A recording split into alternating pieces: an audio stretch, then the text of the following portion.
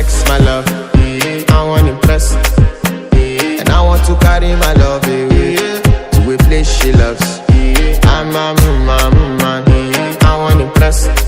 And I want to carry my love away